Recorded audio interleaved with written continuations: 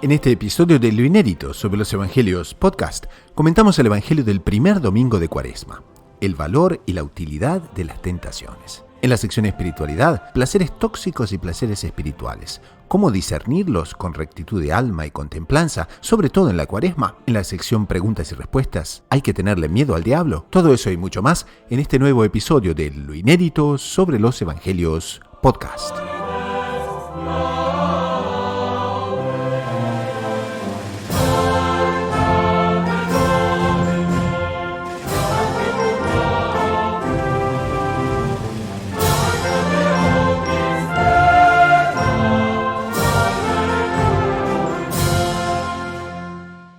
Comenzamos entonces, como siempre, con un caluroso Salve María a nuestra audiencia en este programa número 72 de Lo Inédito sobre los Evangelios podcast y programa 57 para Radio María, la voz católica que te acompaña. Como ustedes saben, en este programa colocamos la atención en la obra de Monseñor John Cladías, fundador de los Heraldos del Evangelio, y que es una obra que da nombre al programa Lo Inédito sobre los Evangelios, donde Monseñor John Clad comenta los Evangelios dominicales a los 3 ciclos litúrgicos. Y es realmente una colección que recomendamos a los oyentes poder adquirir porque van a poder deliciarse con cosas inéditas, no porque no hayan sido comentados, sino porque son poco comentados y muchas veces sí aspectos nuevos de la inmensa riqueza del Evangelio.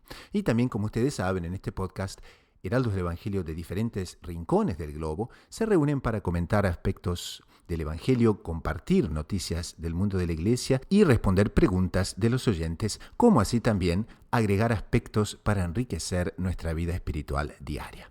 En el Evangelio de hoy ya estamos en el primer domingo de la Cuaresma y vamos a ver cuáles son las lecciones que la tentación puede aportar a nuestra vida espiritual. Y cómo la liturgia de este primer domingo de Cuaresma nos enseña a reconocer tanto la necesidad cuanto el valor de la tentación. Pero antes de comenzar, les presento a los integrantes del panel del día de hoy.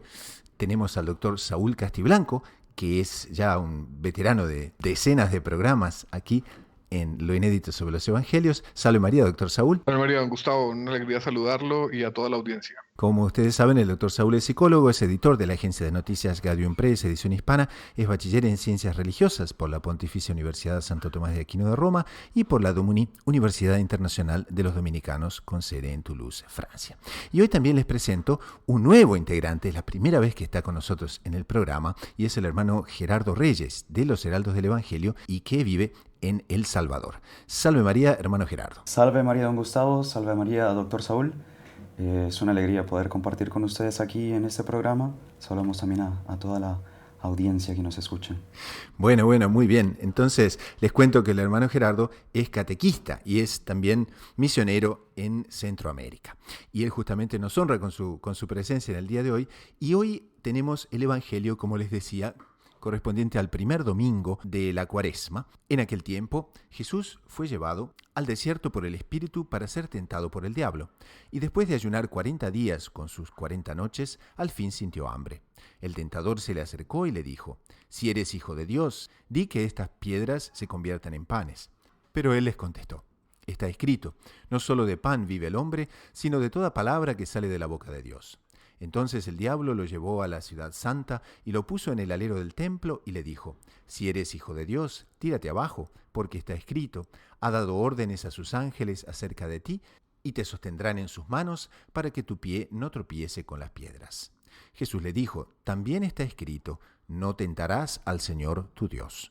De nuevo el diablo lo llevó a un monte altísimo y le mostró los reinos del mundo y su gloria, y le dijo: «Todo esto te daré si te postras y me adoras». Entonces le dijo Jesús: «Vete, Satanás, porque está escrito, al Señor tu Dios adorarás y a Él solo darás culto». Entonces lo dejó el diablo, y he aquí que se acercaron los ángeles y lo servían. Entonces podemos ver muy bien cómo el Señor quiso ser tentado en su humanidad y cómo quiso justamente dejarnos lecciones profundísimas de cómo la tentación puede no solo enriquecernos, sino que también es necesaria para nuestra salvación, es necesaria para nuestra santificación. Entonces quería justamente colocar esta pregunta a nuestros panelistas del día de hoy. ¿Cómo ven la tentación y cómo nuestros oyentes pueden beneficiarse de ella? En este domingo realmente nosotros encontramos una lucha, un encuentro de dos generales. Una lucha cara a cara, frontal, de el general, la cabeza del cuerpo místico de la iglesia, nuestro Señor Jesucristo, y el príncipe de la mentira, que es el demonio. Y nosotros vamos a vernos a lo largo de la vida influenciados por uno o por otro general. Y la aceptación de uno del otro, pues va a determinar la victoria o la derrota en este camino que nosotros llevamos por alcanzar la santidad. Porque en definitiva Dios permite la tentación para nuestro bien, ¿no es cierto? Es eso, correctamente. Inclusive nosotros podemos ver que incluso es una gran misericordia de Dios en nosotros poder ser tentados, pues justamente es una prueba de que Él quiere darnos un premio, que Él quiere darnos una corona de gloria en el cielo. Ahora esa corona debe ser merecida de alguna manera. Y el modo en que nosotros vamos ganando esos méritos para conquistar esta corona que Dios nos tiene reservada es justamente venciendo la tentación. Entonces, lejos de ser una piedra de tropiezo, digamos, que Dios nos ponga o que Dios permita, viene a ser más bien, junto con la tentación, el Señor da la gracia para nosotros, venciendo esa tentación, estar más cerca de Él, conocerle más, conocernos más también a nosotros mismos y así gozarle eternamente en el cielo. Ahora, hay un aspecto aquí que Monseñor John Clark nos llama la atención y es sobre la necesidad, o quizás cómo nuestro Señor quiso escoger el aislamiento como, por así decir, el ambiente más propicio para que todo esto se desarrolle. Doctor Saúl, ¿cómo es que el aislamiento nos ayuda como, no solo como católicos, sino también como seres humanos? ¿Cuál es el rol del aislamiento? ¿Cuál es el rol de la contemplación en todo esto? Bueno, quien tiene la honra de dirigirle la palabra a don Gustavo, tuvo la gracia de estar casi 2 años en un régimen de clausura. Y es un régimen que no es probablemente muy acorde a la naturaleza humana que nos pide comunicarnos con los demás. Pero es impresionante que después de un tiempo uno se va acostumbrando y después de un tiempo uno va sintiendo el trantrán del día a día no se sienten por las ocupaciones, por la disipación, etc. Esas son las realidades sobrenaturales y las realidades angélicas. Entonces uno imagina que es un ambiente de recogimiento como el que estaba nuestro Señor en 40 días, que como que sirve de un trasfondo limpio, mostrarnos esa lucha paradigmática entre los dos generales que nos hablaba el hermano Gerardo, y es Cristo nuestro Señor y el demonio. Visión interesante esta de los dos generales, porque uno tiene la tendencia, por lo menos yo tengo la tendencia cuando escucho este pasaje del Evangelio, a imaginarnos como nuestro Señor en una actitud pasiva, esperando el ataque y después defendiéndose. No. Él busca la situación, nos lo dice el Evangelio. Él busca la confrontación con el demonio. Es el general que avanza diciéndole, venga, tiénteme. Esto que le ha funcionado a usted, con todos los seres humanos, inténtelo conmigo, para enseñarnos cómo se enfrenta la tentación. Y muchas veces uno ve que el demonio se aprovecha de las debilidades humanas, ¿no? Porque indudablemente no es en el mejor momento de nuestra vida espiritual que él va a elegir tentarnos, ¿no es cierto? Y aquí es un poquito del cuadro al cual nuestro Señor quiere voluntariamente someterse, porque ayuna durante 40 días, durante 40 noches, al fin, dice la Escritura, al fin sintió hambre. Y en ese momento de vulnerabilidad es entonces que el demonio ataca. Pero no sé si tienen algo en este aspecto, porque como uno puede ver, la primera tentación es una tentación que le ataca exactamente en el aspecto más sensible y de más debilidad de nuestro Señor. Es muy bonito que, de hecho, Monseñor Juan comenta respecto de este evangelio que el demonio utiliza diversas tácticas para tentar a los hombres y especialmente aquellos que han alcanzado un alto grado de perfección en su vida espiritual. Jamás va a tentar directamente con una cosa aberrantemente mala, pecaminosa, escandalosa, sino que va a comenzar con pequeñas cosas. Y él como que va progresivamente, si nosotros como que nos fijamos en este aspecto. El primero tienta a través de la gula. ¿Por qué no coméis? de estas piedras? ¿Por qué no las conviertes en pan? Luego, y esto incluso fue el modo en que utilizó para tentar a Eva, ¿por qué no comes del fruto prohibido? Luego le despierta la curiosidad, diciéndole, se os abrirán los ojos. Y finalmente llega al punto del orgullo, que es como que la raíz, el meollo de toda tentación. Cuando ya el demonio dice, seréis como dioses. El demonio entonces utiliza con nuestro Señor esta misma como que progresión y agarra como que la parte más latente humana de nuestro Señor, diríamos como que el lado débil que Él percibe en ese momento, y es que nos narra el Evangelio que Él, después de 40 días, al final sintió hambre. Es muy bonito ver, incluso con respecto a lo que decía también el doctor Saúl, que nuestro Señor en cuanto cabeza de la iglesia, Él quiso pasar por estas tentaciones. Y es que Él, en la doctrina que nos transmite, es tan perfecta que Él no solo la enseña, sino que sobre todo su doctrina es vida. Entonces Él nos muestra con su ejemplo el modo en que nosotros debemos superar estas tentaciones. Él deja que el demonio le tiente y comienza con esta tentación del hambre. El hambre aquí que puede representar evidentemente el hambre física, el hambre corporal que todos sentimos como ser humano, más que también es reflejo de otra hambre, otros apetitos que por el pecado original son desordenados en nuestra alma y que a través de ahí el demonio nos va presentando diversas cosas que nos van haciendo poco a poco alejarnos de Dios.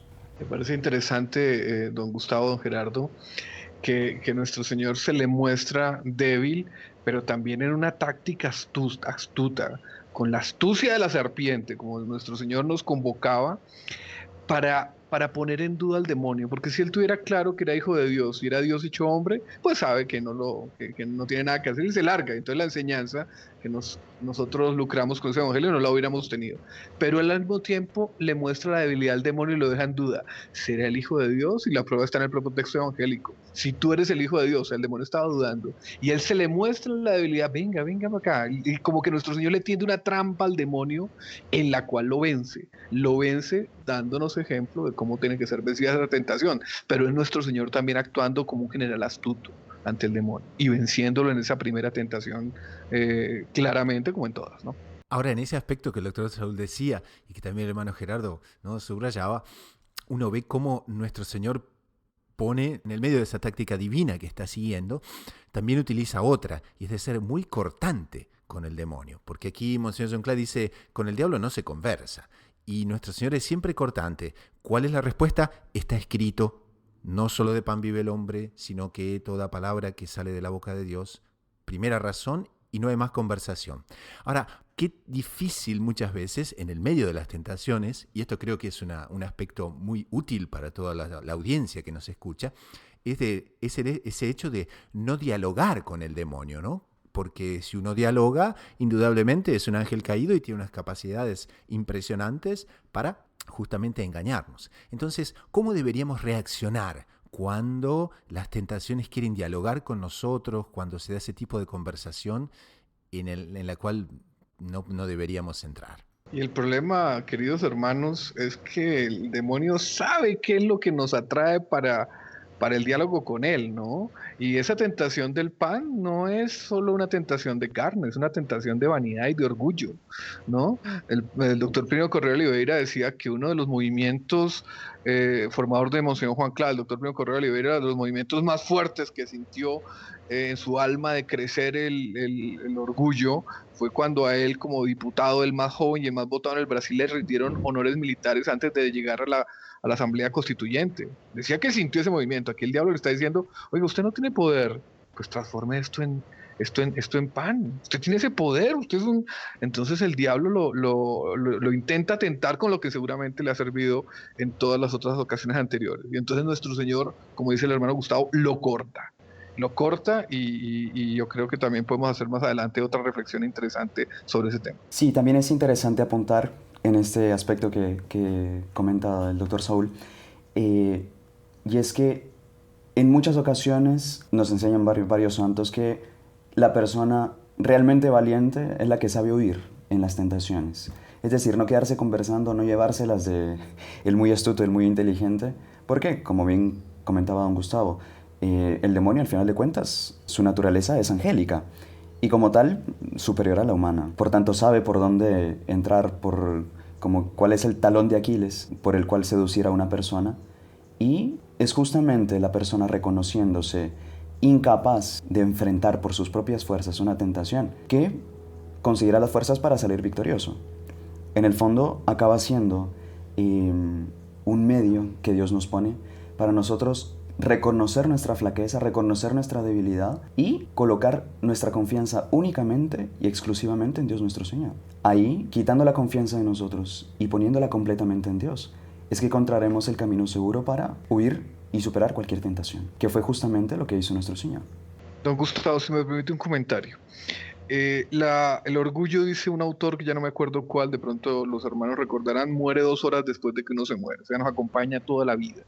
¿Cómo combatir el orgullo? Que está en la base de cualquier pecado y por lo tanto que el demonio trabaja para la tentación.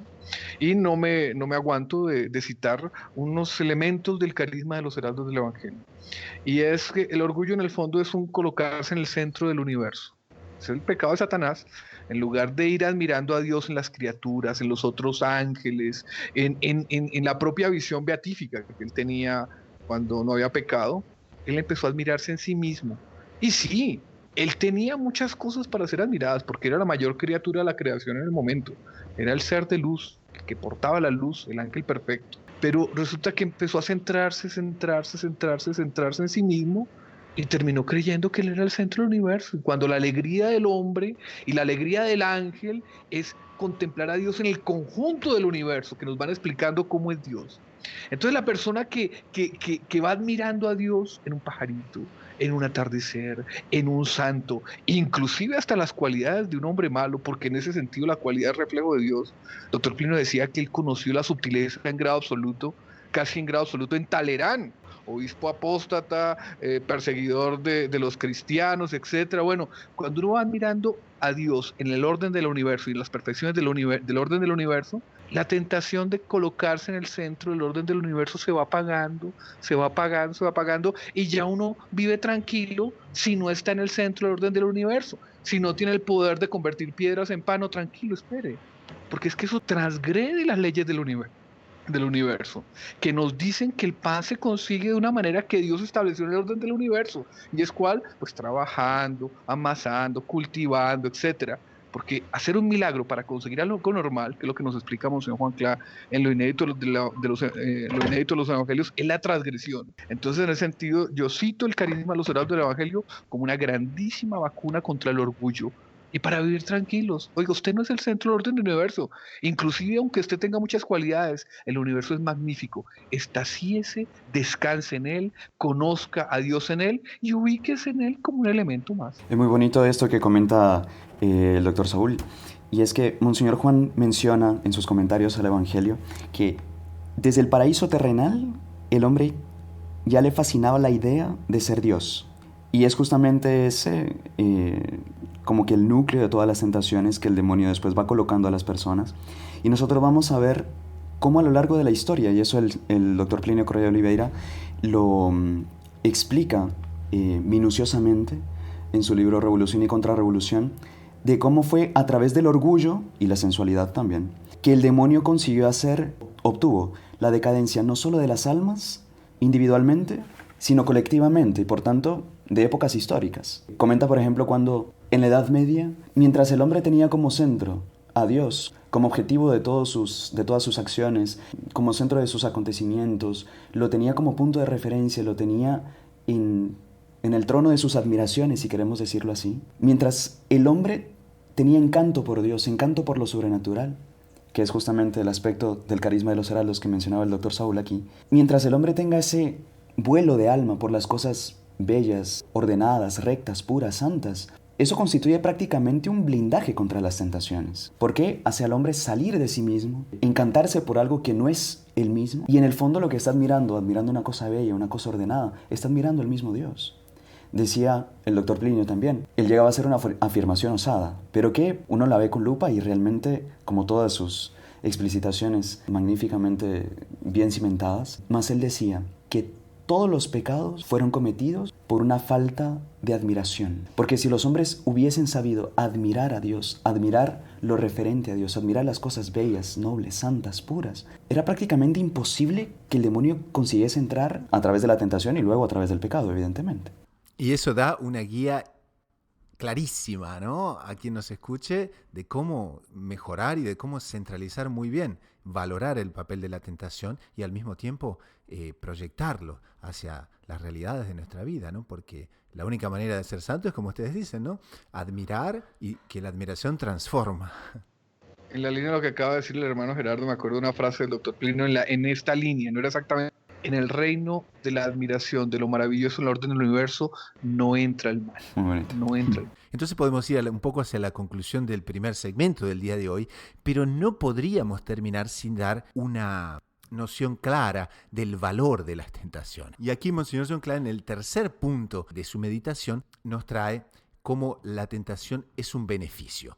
Pero es un beneficio que muchas veces es difícil de valorar, ¿no? Porque a nadie le gusta pasar por las tentaciones, pasar por los momentos en los cuales nos parece que todo va a naufragar y que realmente no es una sensación placentera. Y sin embargo, cuán importante es. Entonces, ¿cómo serían los beneficios de la tentación? ¿Qué les parece? Hermano Gerardo, por favor. Sí, señor. Corónenos, el café viene con la cereza y la crema chantilly. Decía el doctor Plinio que la tentación es el momento más terrible y que provocaba más sufrimiento en un alma que verdaderamente amaba a Dios y que realmente quería santificarse. Más por otro lado, no había momento más glorioso y más feliz para un alma que realmente amaba a Dios que superar una tentación con la gracia divina. Nosotros sabemos que es imposible librarnos de la tentación. Es tanto así que en el Padre Nuestro rezamos: no nos dejes caer en la tentación. Si fuese posible librarnos de ser tentados, pues bien nuestro Señor nos hubiera enseñado a rezar de otra manera y líbranos de la tentación. Más la petición es: no nos dejes caer en la tentación. Porque es una mayor muestra de la bondad de Dios el permitir la tentación y darnos la gracia para vencerla, que el simplemente quitarnos la tentación, pues con eso nos quitaría también la corona de gloria que Él nos tiene reservado. No, y un premio enteramente en la línea de lo que el hermano Gerardo está diciendo, y un premio, y que ya lo mencionó el hermano Gerardo también, y un premio enteramente conexo con la gloria eterna, y es la posibilidad de unirnos con Él, con Dios nuestro Señor, porque la única forma de vencer la tentación es vivir en Él, y que la gracia divina viva en nosotros. Entonces, para concluir, podemos utilizar muy bien las palabras que Monseñor John Klein usa en el último párrafo del comentario de hoy. Dice: si un niño recién nacido, recién bautizado, tiene más poder que todos los infiernos reunidos, los que poseen la vida divina nada deben temer. Cuando el enemigo nos asalta, unámonos aún más al Señor, animados por la lección de este comienzo de Cuaresma. Para vencer todas las tentaciones es indispensable contar con la gracia divina. Entonces, pasamos a una pausa con el coro de los heraldos del Evangelio y enseguida retornamos con la sección Espiritualidad. Ya volvemos. Benedicamus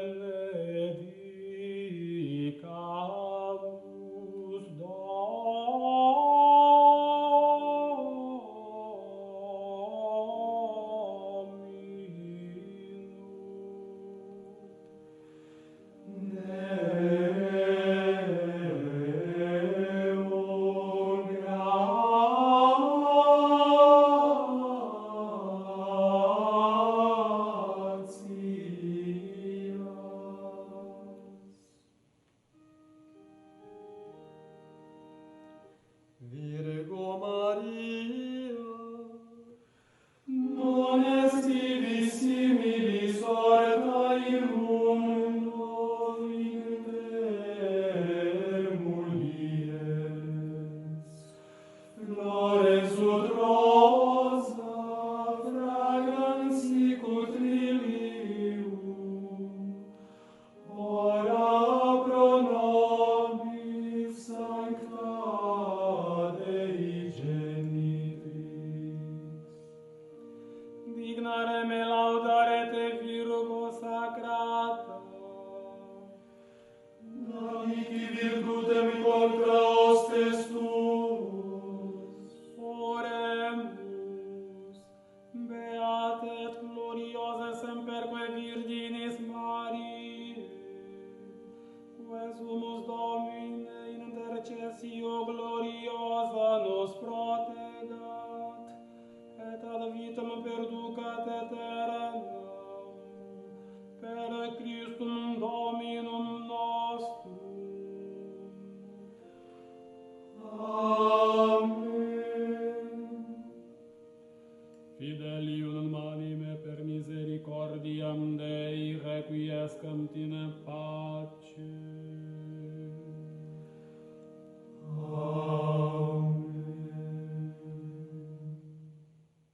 Pasamos ahora a la sección espiritualidad. Como ustedes saben muy bien, ya en esta sección espiritualidad exploramos temas centrales de la vida espiritual para el beneficio y el crecimiento de la audiencia. Y hoy tenemos un artículo que nos va a hablar muchísimo sobre una temática a veces muy difícil porque la tenemos como un sinónimo muchas veces de situación próxima de pecado, son los placeres. Pero que hay justamente placeres tóxicos, placeres malos, y hay placeres espirituales que son placeres, pero por ser espirituales nos van a ayudar a crecer en la santidad.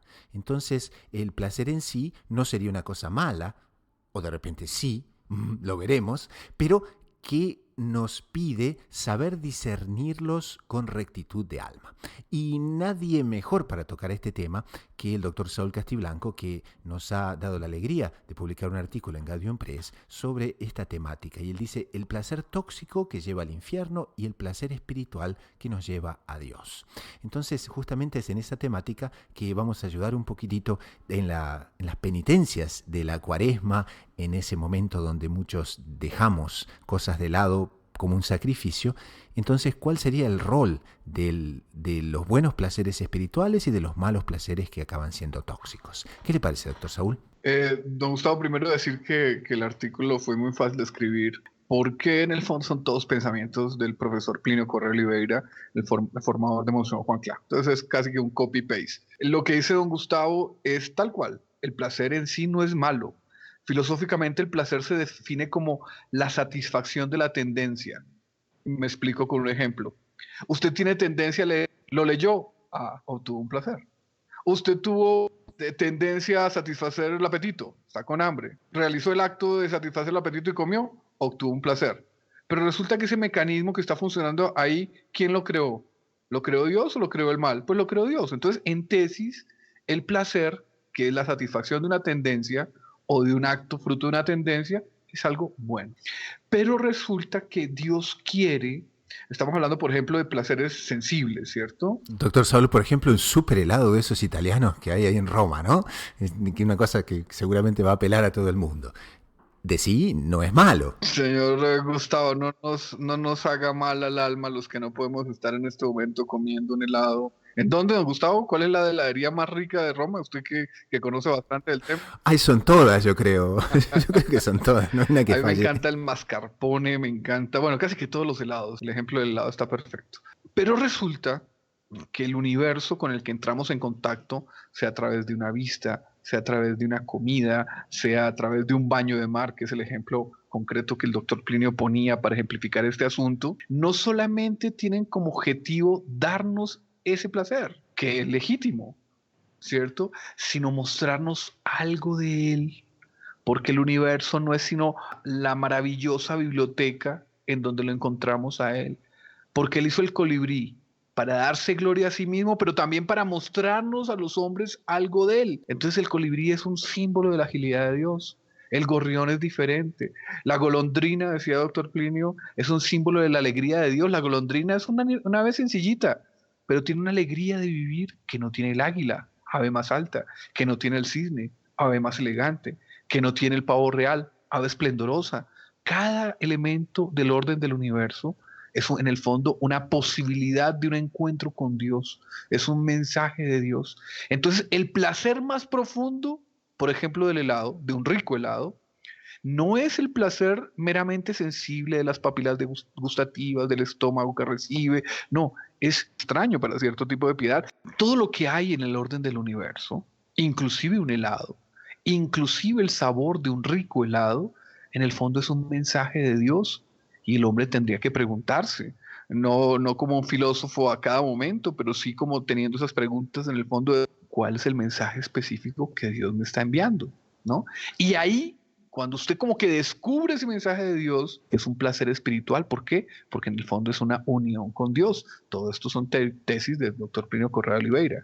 Entonces, no es simplemente el placer físico, por llamarlo de esa manera, o el placer animal, del placer espiritual. No es simplemente decir, no, está el placer que me produjo el helado en mi boca, ¿no? Y mientras más helado, más placer, y más bien tenga un placer espiritual, de un placer medio metafísico con el helado. No, no, porque los dos se mezclan. Porque en el ser humano es uno. El ser humano es alma y el ser humano es cuerpo. El placer puede ser mezclado. Ejemplifiquémoslo con el baño de mar. Cuando uno va al mar, entonces imaginemos una playa de nuestro Caribe que es una cosa, que son unas cosas enteramente maravillosas. Algo que alguna vez hicimos, ir a unas islas que quedan cerca de Cartagena. El color del mar en Cartagena de Indias, en Colombia, no es tan lindo, no es tan bonito. Pero en una hora en bote, uno llega a unas islas que se llaman las Islas del Rosario. Y ahí, don Gustavo, no es el mar de los 7 colores que hay en islas como San Andrés o como me dicen que hay en Cancún, pero yo he visto el mar de los 4 colores. Una cosa espectacular. El verde aguamarina, el verde más clarito, ya va pasando para el azul y un azul espectacular. Y si, como me tocó en una ocasión anterior, se mezcla eso con un atardecer maravilloso, con palmeras, con gaviotas, con pelícanos, uno dice, Dios mío, esto es el paraíso. En ese momento, usted está recibiendo un placer que podríamos llamar físico, de la vista, que ve cosas maravillosas, del oído, que escucha el sonido del mar, las gaviotas, los sentidos, ¿cierto? Pero no es decir que tenemos que rechazar eso, no, ¿por qué? Porque a partir de los sentidos podemos tener ese placer espiritual. Ese placer espiritual es, ¿cuál es el mensaje de Dios en esta maravilla que estoy viendo? Me contaba un sacerdote de los Heraldos del Evangelio que una vez llevando a unos sacerdotes a punta del Corcovado, él se sorprendió. ¿Por qué? Porque la gente iba riéndose cada uno a subir al Corcovado, a ver la bahía de Guanabara, pero que arriba reinaba una especie de silencio religioso, admirativo y contemplativo, porque de tal manera es bello el panorama que se ve desde ese cerro, desde esa cima, que la gente como que sentía el contacto con lo divino. Oiga, aquí siento a Dios, autor de algo parecido, puedo decir, del ambiente de playa que describí en las Islas del Rosario, al norte de mi país. Entonces, el placer profundo y que es una manifestación del contacto con Dios, es cuando nosotros exclamamos con un verbo, oh Dios mío, qué belleza. Oh Dios mío, qué grandiosidad. Oh Dios mío, qué brillo. Oh Dios mío, qué luz. Oh Dios mío, qué magnificencia. Lo que la gracia y Dios nos está inspirando en el momento. Si la persona se queda meramente en los primeros placeres, es muy fácil que rompa ese camino hacia Dios. Es fácil que se empiece a enviciar meramente en los placeres espirituales y que cierre ese ciclo, ese salto maravilloso rumbo a Dios que Dios nos ofrece en el mensaje que Dios nos da en el orden del universo y particularmente en las cosas más bellas. Entonces, placer tóxico y placer espiritual no son tanto dos placeres opuestos, no, sino es un placer que en el fondo no llegó a su culmen, se volvió sobre el ser humano y termina pudriendo al ser humano. ¿Por qué? Porque si usted simplemente pues admira el contacto del agua con su cuerpo, admira el verde y degusta las sensaciones físicas y sensibles que le produjo el mar, pues lamentablemente eso rápidamente o puede perder inclusive el propio gusto, o usted se puede volver monomaníaco de eso, o usted simplemente va a decir, oiga, yo quiero placeres sensibles más fuertes, y eso fácilmente lleva al vicio, al pecado, a las adicciones incluso, ¿no? Entonces hay una lección a sacar. Cuidado con los placeres sensibles muy fuertes. No son malos, pueden enviciar. Y sobre todo, busque trascender al mensaje de lo divino en los placeres espirituales. No sé, don Gustavo, si está muy enredado. Está muy interesante esto, pero doctor Saúl, y entonces tenemos el placer de un lado, está la virtud de la templanza, que también, que es aquella que justamente nos invita muchas veces a refrenarnos o a abstenernos, inclusive de placeres que son lícitos. Entonces, ¿cómo se conjugaría la templanza en lo que usted nos comenta? Porque resulta que vamos a expresarnos de una manera un poco grosa, no enteramente exacta, pero creo que didáctica. Imaginémonos en el helado. La persona está comiendo helado y la tendencia, por así decir, de la sensibilidad y más de la sensibilidad de nuestra naturaleza caída por el pecado original es decir, oiga, yo me estoy comiendo un cono de mascarpone, quiero 2, quiero 10. Resulta que si usted quiere 10, ahí funciona la naturaleza animal, pero no funciona la posibilidad de trascender hacia el valor espiritual que está siendo reflejado ahí. Entonces es el momento de la templanza. Espérese, usted ya comió un helado muy rico, refrénese para darle tiempo al espíritu para que el espíritu y casi que hasta el propio Dios le digan cuál es el mensaje que Dios le quiere mandar a través de este contacto con este ser, con este objeto. Entonces la templanza es fundamental, porque normalmente la persona dice, no, entonces yo quiero 10 mascarpones y mañana quiero 10 playas y pasado mañana nada qué, y está abierto el camino hacia el vicio del pecado. Entonces la templanza es fundamental, fundamental. ¿Para qué? Inclusive para eso, para degustar el propio placer espiritual y también para hacer un acto de sacrificio, porque después de la caída original, no solo nos equilibra el placer espiritual, también nos equilibra el sacrificio. Necesitamos sacrificarnos y abstenernos y sufrir. Y el sufrimiento también nos purifica para tener ese tipo de placer espiritual del que hablaba el profesor Plinio Correa Oliveira. Entonces no habría mejor marco para encarar muchas veces los deseos y los buenos deseos que podemos tener en esta cuaresma. Bueno, no comemos más chocolate, dejamos el café. Todo esto está muy bueno de hacerlo desde que justamente tengamos en perspectiva lo que usted decía, doctor Saúl, tanto el rol del placer cuando se lo lleva y se lo direcciona hacia Dios, cuanto también la salutar virtud de la templanza que nos va a dar ese termómetro y que nos va a ayudar a justamente balancear muy bien todo lo que es nuestros deseos y nuestras acciones.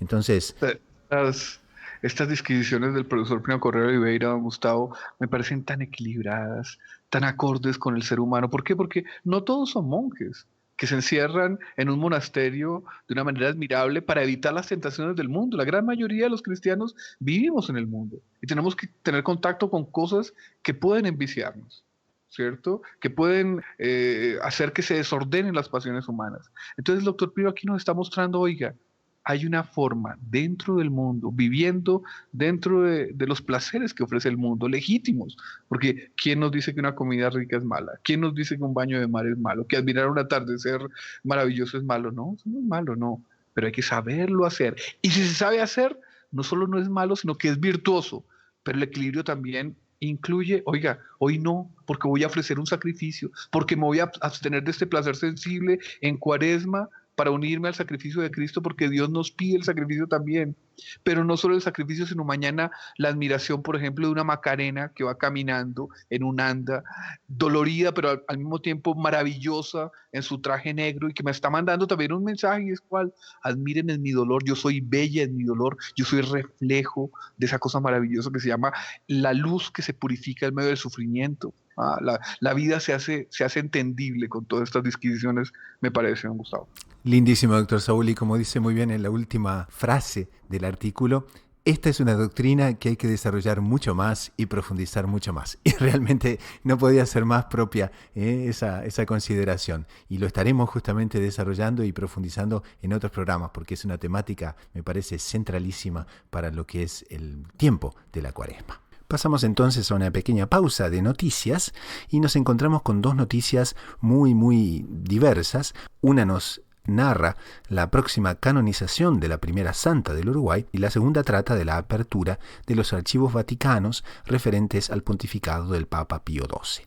Entonces, con fecha del 22 de febrero de 2020, la agencia Gaudium Press nos informa que la Conferencia Episcopal del Uruguay comunicó la noticia de la próxima canonización de la que será la primera santa del país, la beata María Francisca Rubato, fundadora de la Congregación de las Hermanas Capuchinas dedicadas a la atención de enfermos, de niños y jóvenes abandonados. El Papa Francisco autorizó ayer a la Conferencia para las Causas de los Santos promulgar el decreto que reconoce el milagro atribuido a la intercesión de la beata María Francisca de Jesús, indicó la conferencia en un comunicado oficial que informó que la ceremonia de canonización se llevará a cabo en Roma en una fecha aún por definir. A pesar de que la próxima santa nació en Piamonte, Italia, en 1844, viajó a Latinoamérica tras la fundación de su orden para servir en el Uruguay, Argentina y Brasil. La casa madre se ubicó en Montevideo, donde se desarrolló su principal apostolado y desde donde expandió la comunidad a los países vecinos. Tras una vida de servicio, la beata falleció en Montevideo en 1904 y su cuerpo fue sepultado en el cementerio de La Teja para cumplir su deseo: que mi cuerpo sea enterrado en medio de mis queridos pobres. Su identificación como santa del Uruguay ya había sido acuñada por San Juan Pablo II en su beatificación en 1993, cuando la saludó como la primera beata del Uruguay. El milagro que se atribuye a la Madre Francisca se refiere a un joven de Uruguay que en el año 2000 sufrió un accidente de motocicleta que le produjo un trauma craneano con hemorragia y entró en un estado de coma grave, informó la conferencia episcopal. La invocación de la Madre Francisca fue muy fuerte y antecede a la curación. Es importante destacar que no le quedó a este joven ninguna secuela del accidente.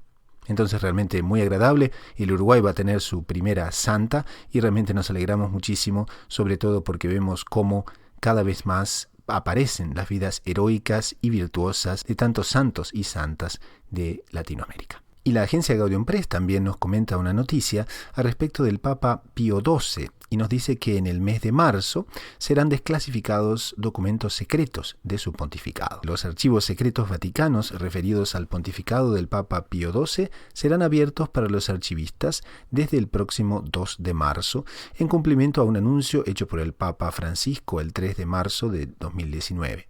La liberación de los archivos permitirá estudiar las decisiones del pontífice en medio de su proceso de beatificación. La labor que permite la apertura de los archivos fue notable. Los archivos desclasificados suman casi 16 millones de documentos, entre los que se encuentran 151.000 posiciones de la Secretaría de Estado y 538 sobres separados sobre temas individuales y organizaciones. La organización e inventario de los documentos se prepara desde el 2006, tras culminar la apertura de los archivos de Pío XI por decisión de Benedicto XVI.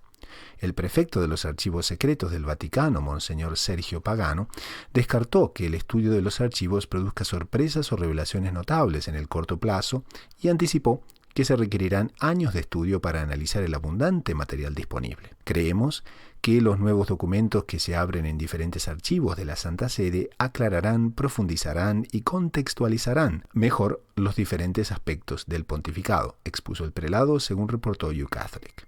Los rumores que afectaron el buen nombre del venerable Pío XII fueron generados principalmente por una campaña de descrédito de la Unión Soviética. Las investigaciones sobre las acciones del pontífice durante la guerra han revelado que el Papa fue el líder religioso de su época que más judíos salvó de la exterminación por parte del régimen nazi, aproximadamente 847.000. El problema es que muchos de los críticos de Pío XII simplemente no han hecho ninguna investigación legítima sobre el tema, indicó en 2019 Gary Krupp, fundador de la organización Pave the Way. Pasamos a la sección preguntas y respuestas, y hoy la pregunta que tenemos es respondida por el hermano Fernando Pío Galán de los Heraldos del Evangelio, que es doctor en Teología Espiritual por la Pontificia Universidad Santo Tomás de Aquino de Roma y es misionero en España y en Italia. Y nos ha dejado esta respuesta, si bien que en el día de hoy no se pudo hacer presente en el programa. Y nos llega esta pregunta que nos dice, ¿hay que tenerle miedo al diablo? ¿Cómo sería esto? Entonces el hermano Fernando nos responde. Nuevamente, hay que empezar a distinguir los campos. Nos tenemos que quitar de la cabeza una visión maniqueísta del diablo, muy en boga en películas, en novelas, y totalmente equivocada de lo que es la verdad de la Iglesia Católica, que el diablo sería una especie de antidios o contra Dios o Dios oscuro en fin, o de otros tipos de figuras semejantes. No existe un poder de Dios y un poder del demonio. No existe una fuerza positiva y luego una fuerza negativa. No, eso es una concepción que no es cristiana. El que es omnipotente y el que tiene poder sobre la creación es solamente Dios. El demonio es, en cuanto tal, una criatura de Dios. Tenemos en el Apocalipsis su nacimiento, su desarrollo. Es un ángel del Señor, por lo tanto, alguien creado para dar gloria a Dios, pero que también tenía el libre arbitrio que tenemos los seres humanos. Y él, junto con otros compañeros ángeles, usaron de este libre arbitrio para negarse a dar gloria a Dios. Y estos son propiamente los demonios. Ahora, su poder es limitado por el poder de Dios. Ellos tienen esta capacidad querida por Dios de poner a prueba al ser humano. O sea, de permitir al ser humano de optar por Dios. Esto es una de las grandes glorias del ser humano. Obviamente compensada o acompañada de la capacidad también de negarse a Dios, como ellos mismos hicieron. Vale. Entonces, en cuanto tal, no existe un poder del demonio que se oponga al poder de Dios. Entonces, ¿qué poder tiene efectivamente contra nosotros? Lo primero de todos, no nos puede condenar. Es una parte muy importante que tenemos que tener clara, porque nuestra salvación y nuestra condenación dependen exclusivamente y únicamente de nuestra responsabilidad. Esto es, si aceptamos o no aceptamos la misericordia de Dios, porque eso es lo que nos salva. Depende únicamente de eso. Claro, aceptar la misericordia de Dios no es únicamente decir en este momento, sí, yo acepto la misericordia de Dios y luego me olvido de sus mandamientos, porque no es así lo que dice nuestro Señor. Este sí acepto la misericordia de Dios es hacer lo que manda Dios, o sea, vivir una vida de acuerdo con los mandamientos de Dios. ¿Que tendrá pecados? Tendrá pecados, pero a la cual nosotros recurriremos a la misericordia de Dios porque queremos estar en su camino. Una persona que pasa toda su vida olvidándose de Dios o acordándose de Dios para hacer lo contrario que Él manda, obviamente está fuera del alcance de su misericordia, por propio interés. El demonio, ¿aquí en qué influye? Nos tienta. O sea, esta tentación, que no nos olvidemos, nuestro Señor Jesucristo también la sufrió, es la oportunidad que tenemos para rechazar aquello que más nos conviene, entre comillas, o aquello más cómodo, o aquello que nos ofrece el demonio con todas las mentiras que le son propias, y aceptar el mandamiento y la persona de Dios. Ahí está propiamente el papel del demonio. Eso sí, nos acompaña. San Pedro habla muy claramente. Es como un león que nos rodea rugiendo buscando devorarnos. No nos podemos olvidar. Pero lo que él busca es que caigamos en el pecado. Él no nos puede arrastrar. Nadie puede decir, no, el demonio me obligó a... No nos pueden obligar. El demonio no tiene poder ninguno sobre nuestras almas. En los casos de posesión del demonio, en el cual es el demonio el que gobierna el cuerpo de la persona, el alma queda intacta. De hecho, hay libros, uno del doctor Tosati, muy interesante, que habla de santos canonizados que en su vida en algún momento fueron poseídos por el demonio. O sea, fue el demonio el que movía sus cuerdas vocales, el que movía sus músculos, el que los hacía, por ejemplo, blasfemar. Pero eran blasfemias falsas, porque su alma, su corazón, estaban alabando a Dios. Eran sus cuerdas vocales las que proferían estas infamias. Entonces el demonio puede hacer con nosotros lo que Dios permite que haga con el cuerpo. Si Dios no permite al demonio, el demonio ni siquiera puede poseer a la persona. Pero no nos olvidemos que cuando Dios nos pone una prueba, al mismo tiempo nos está dando las fuerzas para superarla. Es otra verdad de fe, y que si no haría de Dios realmente más que un padre, un padrastro, porque nos está exigiendo hacer cosas que están fuera del alcance de nuestras fuerzas. Por lo tanto, ¿le tenemos que tener miedo al demonio? No. El demonio no deja de ser un instrumento de Dios. Es más, me atrevo a decir, si le tenemos miedo al demonio, estamos pecando contra Dios, porque estamos considerando a Dios o inferior en fuerzas al demonio o superior en fuerzas pero despreocupado por nosotros. Cuando sabemos por fe y por la vida de nuestro Señor Jesucristo que Dios es un Padre amoroso que está continuamente pendiente de todos y de cada uno de nosotros para nuestra salvación. Es el demonio el que tiene que tener miedo. Y no me resisto a dejar de comentar, cuando le preguntaron al Padre Pío de qué tenía más miedo él, del demonio. Les recuerdo a nuestros oyentes que el Padre Pío tenía luchas físicas con el demonio prácticamente todas las noches. Estas luchas físicas lo escuchaban sus hermanos. Él le pedía en sus oraciones a Dios que no hiciera ruido. No le pedía a Dios que quitara esta prueba, esta lucha física con el demonio, sino que no molestara a sus hermanos en el monasterio. Y por lo que parece Dios no se lo concedió. Como tampoco le concedió, por cierto, a San Pablo este aguijón de la carne, que también podría ser una acción preternatural contra él. Él decía, no, yo al demonio no le tengo miedo. Es más, al contrario, es él que me tiene miedo a mí. Yo le tengo miedo a perder la fe. Ahí va eso. Padre Pío, recuerdo a nuestros oyentes, que cuando celebraba la Santa Misa, veía a Nuestra Señora al lado del altar, cada vez que celebraba la misa. Y no era raro que celebrando la misa tuviera éxtasis, porque claro, estaba viendo a los ángeles, estaba viendo a la Virgen, y digamos, eso ayuda bastante. Bueno, él lo que tenía miedo era a perder la fe. Porque perdiendo la fe, ahí sí quedaba ya no sujeto al demonio, sino sujeto a sí mismo. Y no nos olvidemos, queridos oyentes, que el peor de los enemigos que tenemos en la tierra somos nosotros mismos. Porque si nos abandonamos a nosotros, o sea, al orgullo, seremos capaces de cometer las peores barbaridades. Es por eso que nuestro Señor Jesucristo se encarna como verdadero hombre, para que nos incorporemos a Él, para que llevemos nuestro egoísmo, nuestra proyección a nosotros hacia Él, que nuestro egoísmo sea cristianismo, o sea, el interés por Cristo y no el interés por nosotros. Entonces, no le podemos tener miedo al demonio, a pesar de que nos lo presenten como un ser temible, horroroso. Es temible y es más horroroso todavía, pero la potencia está en la mano de aquel que junta con su otra mano la oración a Dios y le pide a Dios en su auxilio, porque no nos olvidemos que Dios nunca desampara a aquellos que se lo piden. Por lo tanto, nuestra actitud delante del demonio es de desprecio, nuestra actitud delante del demonio es de confianza en la potencia superior de Dios, y nuestra actitud delante del demonio es justamente de aprovechar estas hipotéticas pruebas o esta presencia demoníaca nos tiene que hacer crecer en el amor y en acercarnos más a nuestro Señor Jesucristo. Pasamos entonces a la última sección del programa, que es la sección Sugerencias de la Semana, y esta es una sección donde recomendamos un podcast, una website, un libro, un artículo de doctrina católica que podamos recomendar para el beneficio espiritual de los oyentes. Hermano Gerardo, ¿qué nos recomienda para esta semana?